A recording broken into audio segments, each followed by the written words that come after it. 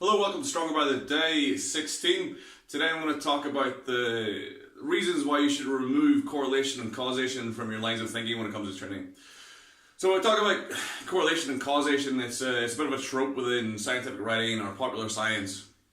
There's a direct line between correlation and causation, and this basically states that when one thing correlates with another factor, so let's say as body weight goes up, the squat goes up.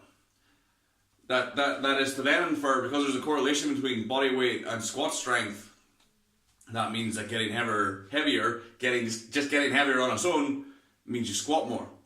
Implying that one factor related to another factor, the notes or that marks out what is known as a causative relationship. And a causative relationship basically means one thing leads to the other. So the causative relationship between you having a bloody nose from me punching you in the face, that's a causative factor, was me punching you in the face. That's what led to the bloody nose.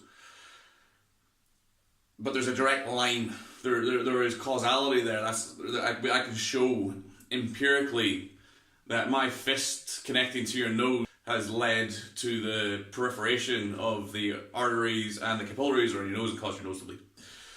So there's direct causation there.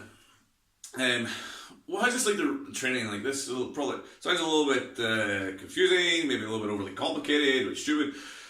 Basically what it says, so let's have a look a thing that's doing the rounds for some reason at the minute, weighted carries. Things like farmers walks, walking around with a farmer, like a trap bar, walking around the gym with like 170 kilos, turning with it, tearing a bicep in some cases. This is going to help us become a better powerlifter. How the fuck is that going to help you become a better powerlifter? Better grip strength? Well, grip strength is going to help the powerlifting, definitely, for deadlift, but surely we could just do grip training for deadlift, using the actual fucking implement we're going to utilize, 29mm bar, or 29mm bar, yeah. Okay, alright, maybe not. It's going to make our abs stronger. We're going to, it's shown in EMG studies that there's higher activation of the core when we're doing with loaded carries. Is that going to help us with the squat walkout? What is that? What is the causation there? There is no causation. It's walking around with the farmer's walk. It's going to get you better at doing farmer's walk. Training farmer's walk is good for farmer's walk. If we look at this in a different context in sports training, the reason we get athletes to lift heavy, or we try to get them to lift heavy in a vertical plane, is so they have a higher force capacity, vertical force capacity. This has direct causation into allowing them to produce more vertical force.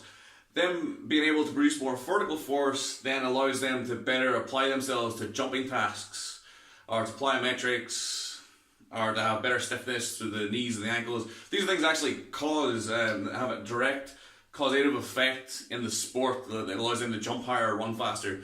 Things that allow them better to operate within their sport as athletes. So as powerlifters or as strength trainers, whatever we do, we should draw as little, we should draw as few correlated jumps as we can. So things like doing glute thrusters for a deadlift doesn't really pan out. It's got more glute activation, it works the hips more. It doesn't lead to a bigger deadlift. It doesn't. All of the biggest deadlifters in the world, from the 70s right up until glute thrusters became popular about 5 or 6 years ago, didn't do fucking glute thrusters. The vast majority of the biggest deadlifters right now probably don't do glute thrusters. They do deadlift. Deadlift definitely leads to a bigger deadlift. I know that. I can draw a causative effect there. Deadlift variations might cause a bigger deadlift.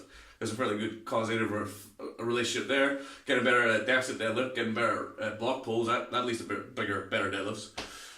For bench press, what program or what exercise does every bench press world record holder have in their program without fail?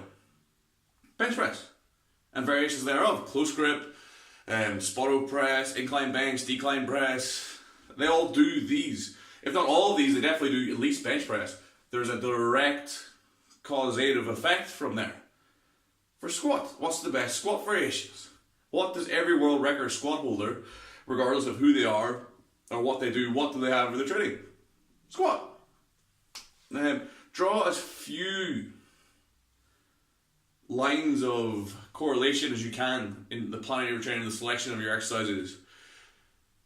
And look at the people who have the outcomes you want. If you want to look like Ronnie Coleman, you want to look like Jay Cutler, look at their training. I mean, it's pretty straightforward. What are they doing? If you want that look, what are they doing? They're doing drugs, they're doing body part splits. So if you want to look like them, you should maybe think about using those training applications or those training methods. So that's going to conclude this video. Any questions or comments, please leave them below. If you're watching on Facebook, if you're watching this on Facebook, please check out the Cast Iron Strength Facebook page, give us a like. If you're watching on YouTube, hit us up with a subscribe and like button. Any questions, comments, please leave them below. Thank you very much for watching. I'm Mark, and I'll see you tomorrow for the next Strongest Day. Thank you very much and goodbye.